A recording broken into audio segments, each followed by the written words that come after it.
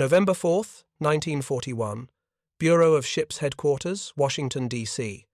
A British naval delegation had travelled 4,000 miles carrying specifications that represented an impossible engineering paradox. They needed a ship that could cross the Atlantic Ocean through winter storms, then deliberately drive itself onto enemy beaches. It had to carry 20 Churchill tanks weighing 30 tons each. It needed to unload this armour in minutes, not hours, directly onto sand while under fire. And it had to pull itself back into deep water to repeat the process. Every naval architect who reviewed the requirements reached the same conclusion. The specifications contradicted fundamental principles of ship design. Ocean-going vessels required deep drafts for stability in rough seas. Beach-landing craft needed shallow drafts to approach shore. No single hull could possess both characteristics. The Royal Navy had tried. Their converted tankers from Lake Maracaibo could barely make 10 knots and couldn't retract from beaches reliably. Traditional landing craft carried perhaps one tank. The gap between what existed and what the Allies desperately needed represented not an incremental engineering challenge, but a complete reimagining of amphibious warfare itself. If you're enjoying this deep dive into the story, hit the subscribe button and let us know in the comments from where in the world you are watching from today. John Niedermayer, Technical Director of Preliminary Ship Design at the Bureau, accepted the British specifications that afternoon. He was 48 years old, a Staten Island native who had graduated from the Webb Institute of Naval Architecture at the top of his class in 1918. Over 23 years with the Bureau, he had contributed to designs for battleships, carriers, cruisers, and submarines. But this problem was different. This required solving contradictions that seemed to violate physics itself. That evening, Niedermayer worked in his study at home. The solution emerged not from complex calculations, but from questioning which rules actually mattered. Traditional naval architecture assumed ships needed constant draft throughout their length. Niedermayer discarded that assumption. What if the ship could change its draft? Not through cargo loading, which every vessel experienced, but through a massive ballast system that fundamentally altered the vessel's relationship with water. Fill enormous tanks for ocean crossing, providing the deep draft needed for stability. Pump them empty for landing operations, creating the shallow draft needed for beaching. The second insight solved another impossibility. How does a beached ship return to sea? Traditional landing craft waited for rising tides or required tugboat assistance. Niedermayer designed a massive anchor and mechanical winch system. The ship would drop its stern anchor before beaching. After unloading, powerful winches would literally drag the vessel backward off the sand, pulling against the anchor's resistance. Within hours, Niedermayer had sketched the basic design on an envelope. A flat-bottomed hull 328 feet long, bow doors that opened outward, revealing a ramp that lowered onto beaches, a cavernous tank deck running the length of the vessel, ballast tanks integrated into the hull structure with sufficient capacity to alter draft by nearly 10 feet, twin propellers and rudders protected in tunnels to prevent damage during grounding. The sketch was crude, drawn on a scale of 50 feet to the inch, but it contained the solution to the paradox. This wasn't a ship that could both cross oceans and land on beaches. It was a ship that could transform itself from one type of vessel into another, changing its fundamental characteristics based on operational requirements. November 5th, 1941. Niedermayer brought his envelope sketch to the Bureau. His colleagues examined it with the professional skepticism that naval architects reserve for unconventional designs. The ballast system was enormous, occupying perhaps 30% of the ship's internal volume. That seemed wasteful. The flat bottom would make the ship miserable in rough seas, prone to severe pounding and rolling. The deliberate beaching violated every instinct about treating ships carefully. But nobody could identify a fatal flaw. The mathematics worked. The structural loads were manageable. The systems were buildable using existing technology. Most importantly, it solved the problem. The British delegation reviewed copies that afternoon. Their response arrived the same day. Build 200 immediately under Lend-Lease.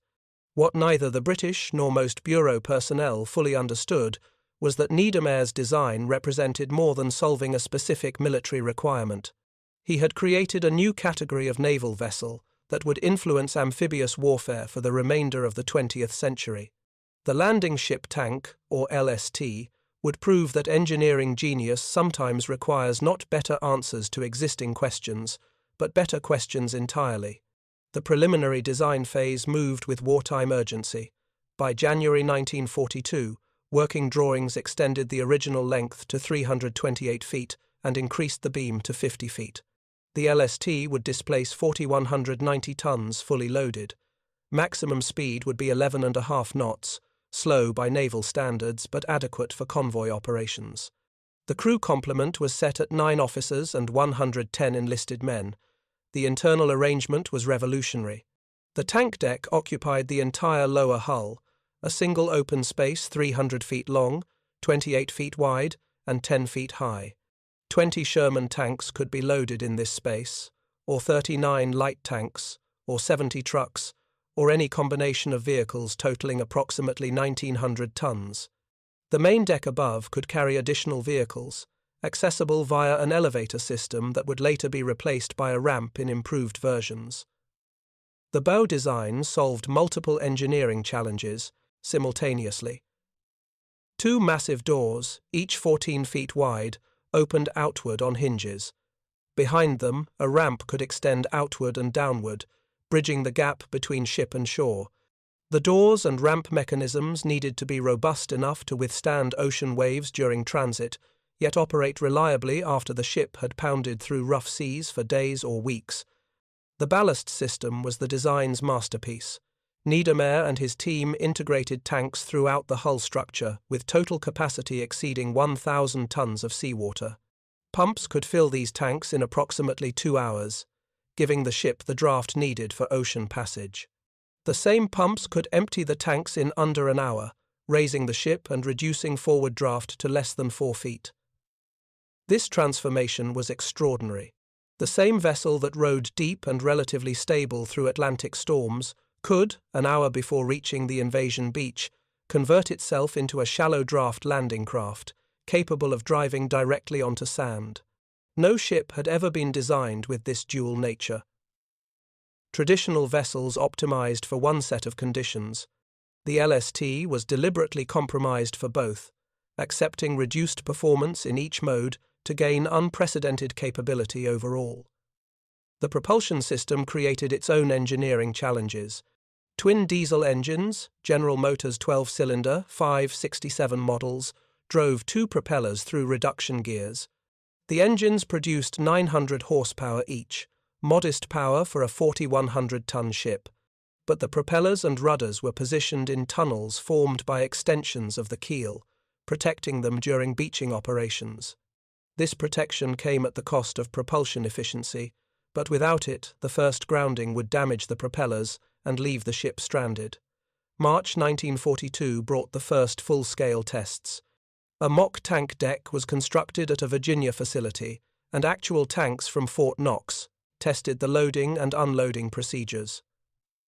The initial trials revealed unexpected complications.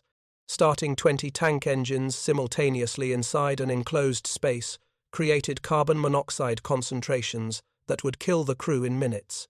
Niedermayer's team designed an elaborate ventilation system with portable ducts that connected to each vehicle's exhaust, venting fumes outside the ship. The elevator system between the main deck and tank deck created bottlenecks during unloading. Vehicles waiting their turn blocked access for those behind. Later, LST designs would replace the elevator with a permanent ramp, allowing continuous flow from both decks. But these were refinements to a fundamentally sound design. The basic concept worked. June 10, 1942. Newport News Shipbuilding Company laid the keel for LST 386, the first of what would eventually become 1052 American-built LSTs. The construction contract specified priorities that seemed impossible. The ship needed to be ready for combat operations within 4 months. Traditional shipbuilding required 8 to 12 months for vessels of this size. But LST construction benefited from revolutionary approaches being implemented across American shipyards. The The Liberty ship program had proven that welding could replace riveting, reducing construction time dramatically. The LST design incorporated all welded construction from the start. Prefabrication techniques allowed major sections to be built simultaneously in different areas of the shipyard, then lifted into position by cranes and welded together. Most remarkably, LST production would be distributed across the American interior. The ship's relatively shallow draft allowed construction in inland shipyards along the Ohio, Mississippi, and Illinois rivers. Facilities in Evansville, Indiana, and Seneca, Illinois, would build LSTs alongside traditional coastal yards. This Cornfield Navy, as it became known, freed up coastal shipbuilding capacity for deeper draft vessels like destroyers and cruisers. The inland construction created unique challenges. Completed LSTs had to navigate rivers to reach the ocean, passing under dozens of bridges. The Bureau worked with the Army Corps of Engineers to modify bridges along the route, raising spans or making them temporarily removable. A ferry command of Navy crews specialized in shepherding new LSTs from construction sites to coastal ports for final fitting out. October 27, 1942. LST-382 was commissioned, the first operational landing ship tank. Construction had required 133 days from keel laying to completion. By early 1943, shipyards were delivering LSTs in approximately 90 days. By 1944, construction time had fallen to just 60 days per vessel. The first LSTs faced immediate baptism in combat conditions. The Solomon Islands campaign in June 1943 saw LSTs deliver tanks and supplies directly to invasion beaches under fire. The crews quickly learned that the theoretical capabilities Niedermeyer had designed translated imperfectly to combat reality. Beaching an LST required precision that terrified even experienced naval officers. The ship had to approach at full speed, approximately 10 knots, to drive far enough up the beach for the bow ramp to reach dry sand. Too slow, and the ship wouldn't beach properly. Too fast, and the impact might rupture hull plates or damage internal structures. The approach angle was equally critical. An LST hitting the beach at anything other than 90 degrees to the shoreline would slew sideways, a phenomenon called broaching that left the ship stuck parallel to the beach and vulnerable to enemy fire. Correct broaching required tugboat assistance to return the vessel to sea, negating the entire purpose of the design. Once beached, the unloading operation began. This was where Niedermeyer's design proved its revolutionary worth. The massive bow doors swung open, the ramp extended and lowered.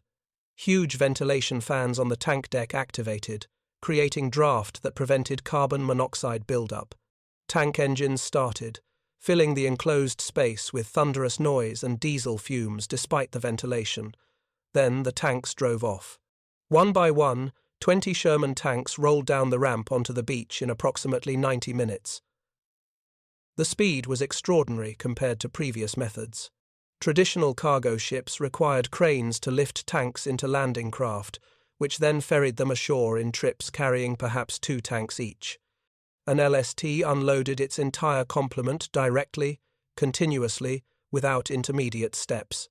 The main deck vehicles followed, either through the elevator or, in later LST variants, down the internal ramp to the tank deck and out through the bow. Trucks, jeeps, artillery pieces, bulldozers, supplies, all drove off under their own power. The entire unloading process, from bow doors opening to the last vehicle leaving, could be completed in under 2 hours under ideal conditions. Retraction proved as dramatic as beaching. With the tank deck empty, the ship's winches began pulling against the stern anchor. The LST would shudder, seemingly stuck fast in the sand. Then, gradually, it would begin sliding backward. Once free of the beach, the ship would winch in its anchor, pump up its ballast tanks for stability, and turn for the journey back to reload. But combat conditions were rarely ideal.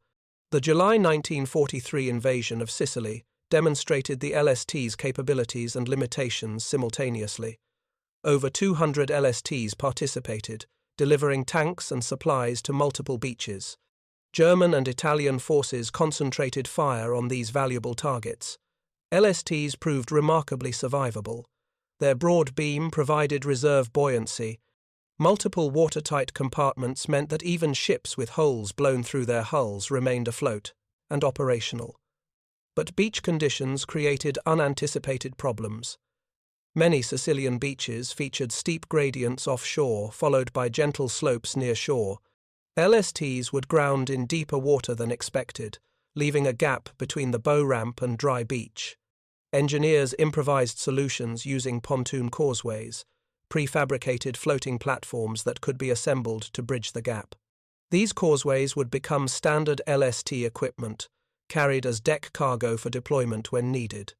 The invasion of Italy at Salerno in September 1943 and Anzio in January 1944 demonstrated another LST capability that Niedermayer had not specifically designed for, but that emerged from operational necessity.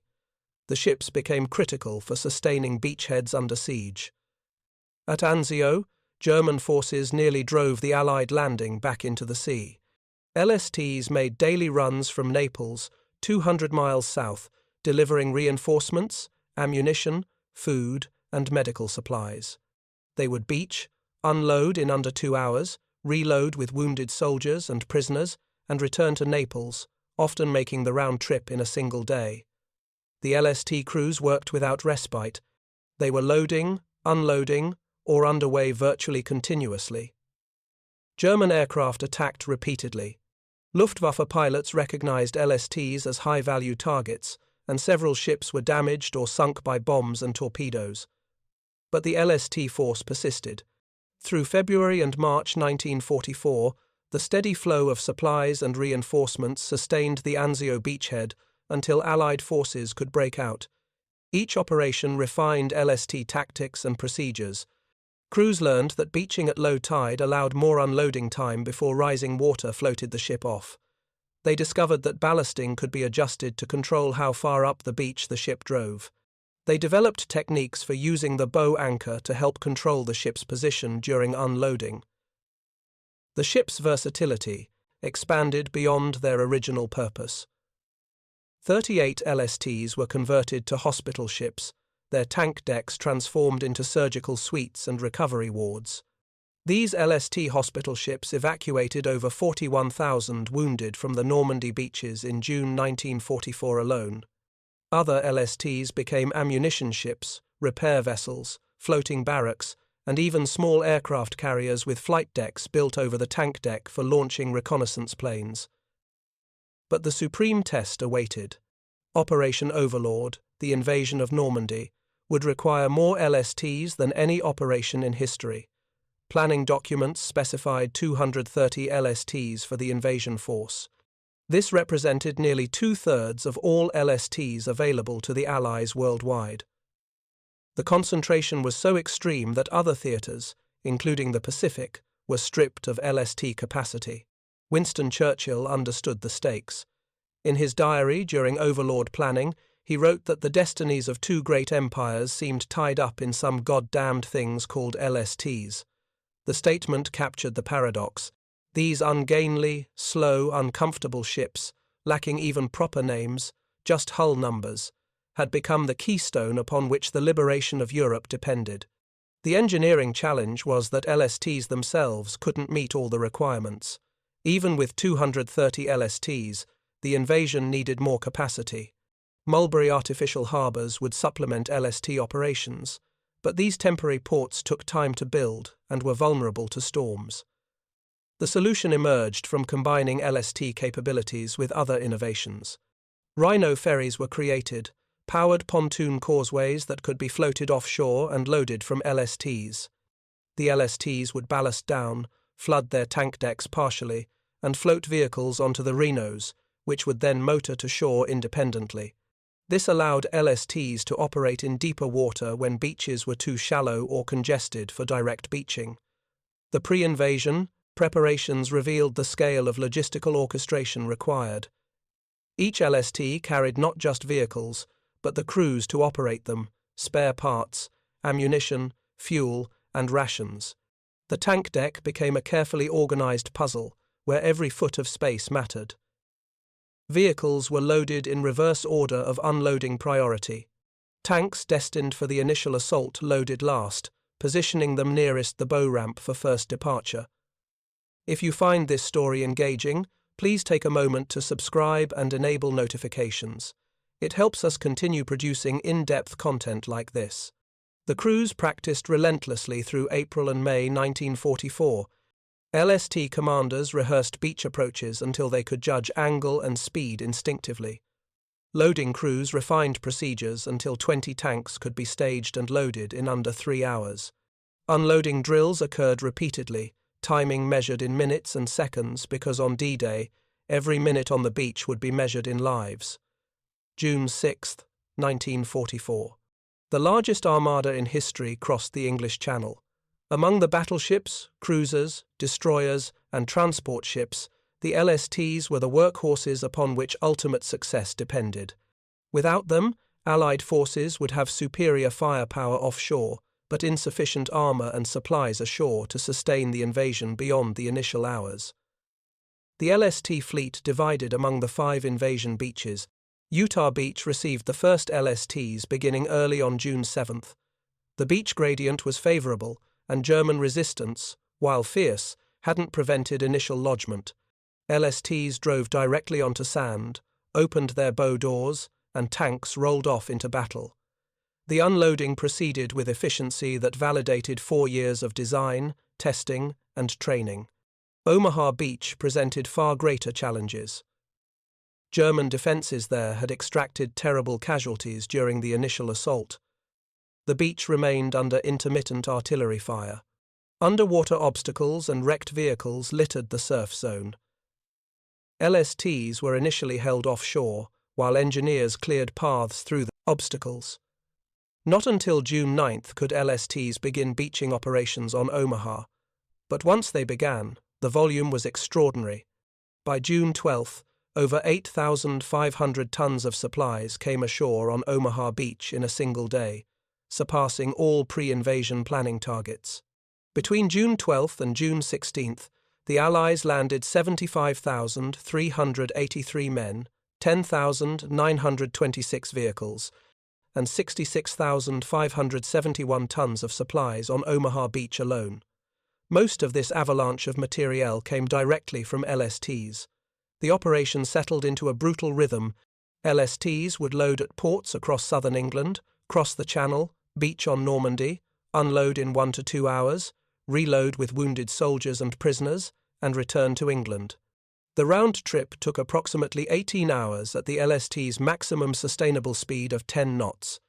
Many LSTs made continuous round trips without pause, their crews operating on minimal sleep, sustained by the knowledge that every delay meant soldiers ashore lacked ammunition, food, or medical supplies. The human cost was significant but not catastrophic. Of the approximately 230 LSTs committed to Normandy, 5 were lost to enemy action during the invasion period. Dozens more were damaged but remained operational. The loss rate was remarkably low, considering how lucrative a target each LST represented. A single LST could carry enough tanks and supplies to equip an entire battalion. Sinking one ship could eliminate the combat power of hundreds of soldiers. The LST's survivability came partly from design features Niedermeyer had incorporated. The broad beam provided stability and reserve buoyancy. The flat bottom distributed impact forces across a large area rather than concentrating stress. The internal compartmentalization meant that damage to one section didn't necessarily compromise the entire ship. LSTs, hit by bombs or torpedoes often, remained afloat and could be towed to repair facilities.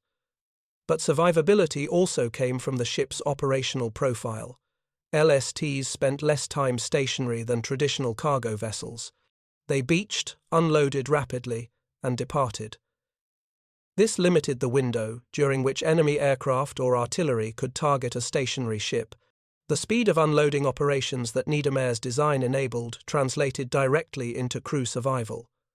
The Normandy operations also validated the various LST modifications that had evolved since Sicily. The replacement of elevators with permanent ramps between decks proved essential. Vehicles could flow continuously from main deck to tank deck to beach without bottlenecks. The improved ventilation systems prevented casualties from exhaust fumes. The standardized procedures for carrying pontoon causeways meant that difficult beaches could be made accessible within hours rather than days. By late June 1944, the Normandy beachhead was secure and expanding. The LST fleet had delivered the armor and supplies that made this expansion possible, but the ship's work was far from complete. The Allied advance across France required continuous logistics support.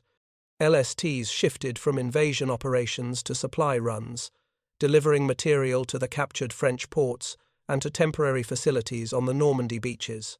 The Pacific theater presented different challenges that tested the LST design in new ways. Coral reefs surrounded many Pacific islands, preventing LSTs from reaching beaches directly. The ships adapted by becoming motherships for amphibious tractors and DUKWs, amphibious trucks. These vehicles could drive off the LST's bow ramp into deep water, motor to shore, deliver their cargo, and return. The island-hopping campaigns from 1943 through 1945 employed LSTs in every major operation. Tarawa in November 1943 revealed the challenges of Pacific coral atolls. Saipan and Guam in summer 1944 demonstrated refined techniques. Iwo Jima in February 1945 and Okinawa in April 1945 showed LSTs operating in conditions of extreme enemy resistance. Okinawa particularly tested LST crews. Japanese forces employed kamikaze aircraft systematically against naval vessels. LSTs, large and slow, became priority targets. The ship's light anti-aircraft armament, typically 2 twin 40mm gun mounts and 12 20mm guns, provided modest defense. LST crews improvised, mounting additional weapons scrounged from damaged ships or supplied by army units. The statistics were sobering.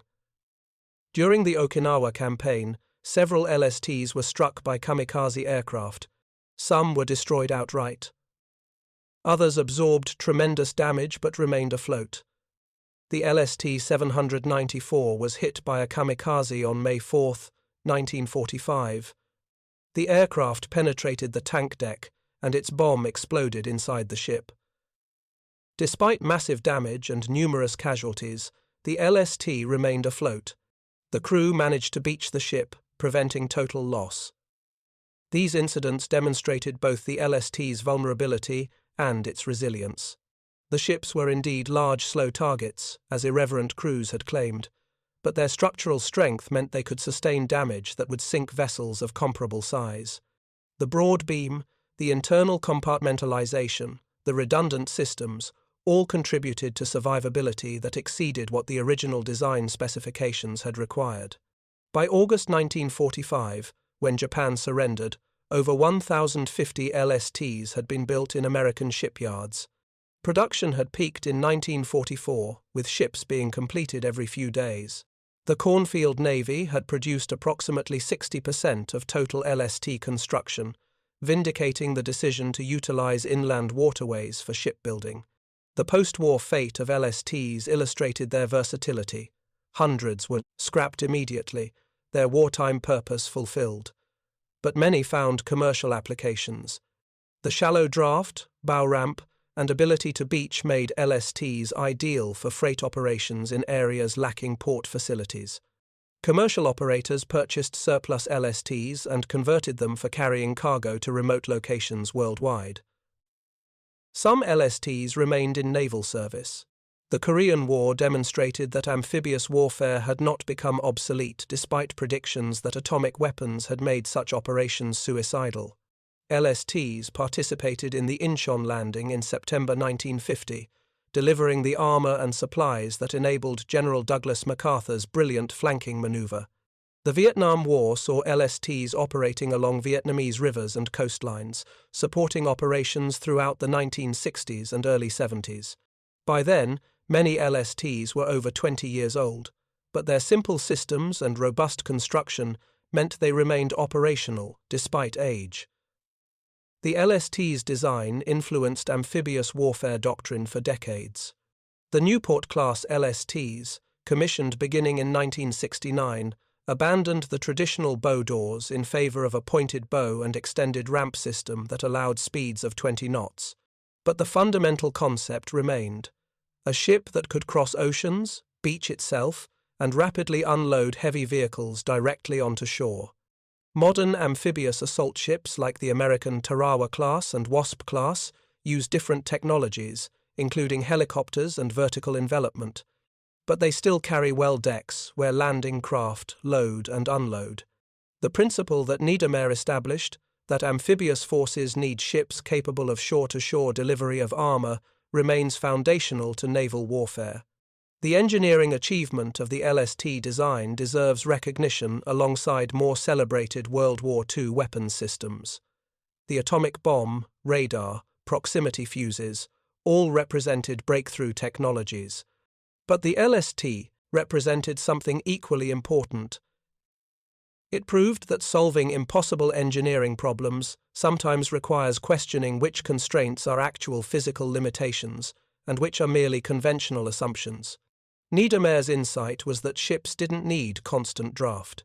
They could transform themselves through ballast systems, accepting compromised performance in both ocean and beach modes to gain unprecedented dual capability. This insight came from his willingness to discard 3,000 years of naval architecture tradition when that tradition prevented solving the actual problem. The scale of the achievement becomes clear when considering alternatives. Without LSTs, the Allies would have needed to capture port facilities before landing significant armor. This would have given Axis forces time to reinforce port defenses, making capture enormously costly. Or the Allies would have needed to develop entirely different invasion tactics, perhaps relying more heavily on airborne forces or lighter equipment that traditional landing craft could transport. Instead, LSTs allowed the Allies to land armor anywhere there was a beach, achieving operational and often tactical surprise. German forces preparing to defend against invasion had to fortify hundreds of miles of coastline because LSTs made any beach a potential landing site. This dispersion of defensive forces weakened the defense everywhere. The production achievement was equally remarkable. Building over 1,000 ocean-going ships in under 3 years, using shipyards distributed across inland waterways, training crews that mostly had never seen the ocean before, and delivering these vessels to both European and Pacific theaters demonstrated industrial capacity that Axis powers could not match. The LST program's cost-effectiveness was extraordinary. Each LST cost approximately $2 million to build by mid-war. Compare this to a single heavy bomber, which cost approximately $300,000, or a destroyer, which cost approximately $6 million. The LST represented efficient conversion of industrial capacity into combat capability. More importantly, LSTs were reusable. A bomber might fly 30 missions before being lost. An LST could make hundreds of supply runs across its service life. Many LSTs participated in a dozen or more amphibious operations during the war. The LST-325, commissioned in 1943, participated in operations in Sicily, Salerno, Anzio, Normandy, and southern France before the European War ended. This ship alone delivered thousands of tanks and tens of thousands of tons of supplies across 2 years of combat operations. The human element of the LST story deserves equal recognition. The crews were predominantly young, many teenagers with minimal maritime experience. Officers were often 90-day wonders, college students given 13 weeks of training before assignment to ships. One LST officer later recalled that his crew's ages ranged from 17 to 22, and not one had ever seen the ocean before joining the Navy. These inexperienced crews operated complex vessels in combat conditions. They learned to judge wave heights and beach gradients by eye. They mastered the delicate balance of speed and angle required for successful beaching. They developed the split-second timing needed to coordinate bow door opening, ramp deployment, and vehicle launching while under fire. The working conditions were harsh. LSTs pitched and rolled violently in rough seas, their flat bottoms slamming down on each wave. Seasickness was endemic, affecting crew and embarked soldiers alike. The tank deck, when loaded with vehicles and cargo, was dim, loud, and filled with diesel fumes despite ventilation. The crew spaces were cramped, hot in tropical climates, and cold when crossing the North Atlantic in winter. Yet these young crews performed with remarkable competence. LST loss rates remained low throughout the war despite operating in the most dangerous environments, beaches under fire. The 5 LSTs lost at Normandy represented less than 3% of the committed force. Overall war losses were similarly modest. Approximately 37 LSTs were destroyed by enemy action from 1943 through 1945, from a total force that exceeded 1,000 vessels. This survival rate reflected both good design and good seamanship. Niedermeyer had created a fundamentally sound ship. The crews learned to operate it effectively under conditions for which no training manual could fully prepare them. Together, design and operations created a weapon system that exceeded expectations. The LST's ugly duckling appearance belied its importance. Naval officers, accustomed to sleek destroyers and graceful cruisers, often viewed LSTs with disdain. The blunt bow, flat bottom, and utilitarian construction lacked any aesthetic appeal. Admiral Samuel Eliot Morrison, the official naval historian of World War II, later wrote that LSTs were the most useful all-around craft invented by the Navy. But that assessment came with hindsight. During the war, LST duty was considered unglamorous. Assignment to these ships a disappointment for officers who wanted to command fighting vessels. This attitude missed the essential point. LSTs were fighting vessels. They brought armor and supplies to the fight. Without them, the fighting couldn't happen or couldn't be sustained. Every tank that rolled off an LST bow ramp, every ton of ammunition delivered to forward positions, every wounded soldier evacuated to hospital ships, all depended on these ungainly vessels and their crews. The evolution of LST tactics over the course of the war demonstrated adaptation and innovation under pressure. Early operations in the Solomon Islands and Sicily were tentative, procedures uncertain. By Normandy, LST operations had become systematized, timing and coordination refined through repeated practice. By Okinawa, LST crews could execute complex unloading operations in contested environments with efficiency that would have seemed impossible in 1943. This evolution occurred without fundamental design changes.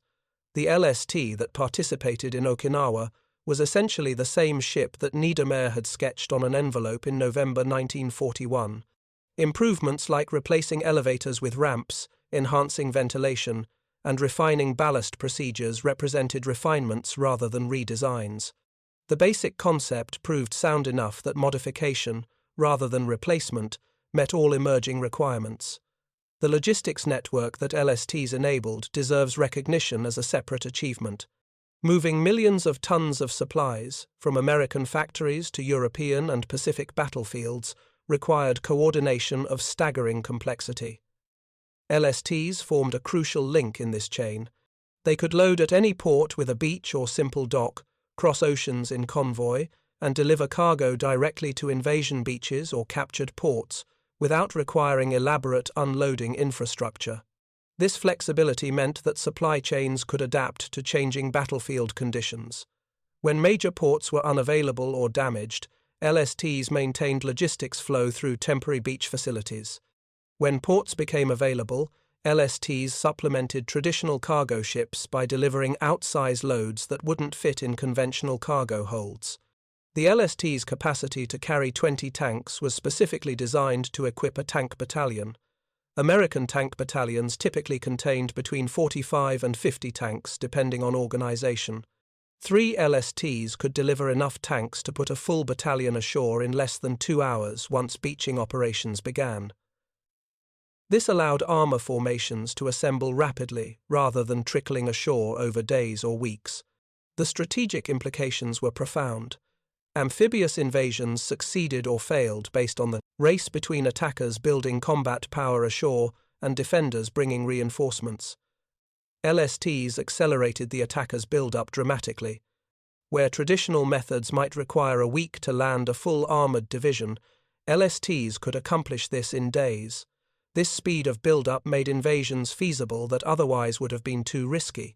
The LST also influenced Allied strategy at the highest levels. Churchill's comment about destinies tied to goddamned LSTs reflected strategic reality. The shortage of LSTs in early 1944 nearly forced postponement of the Normandy invasion. Every theatre commander wanted more LSTs than were available. Admiral Chester Nimitz in the Pacific, General Dwight Eisenhower in Europe, commanders in the Mediterranean, all competed for LST allocation. This competition for assets demonstrated that LSTs had become a limiting factor on Allied offensive capability. The Allies possessed sufficient troops, aircraft, and warships for multiple simultaneous operations, but they lacked sufficient LSTs to support more than a few major amphibious assaults at once. Strategic planning had to sequence operations based partly on LST availability, not just on military priorities. The production response demonstrated American industrial adaptability.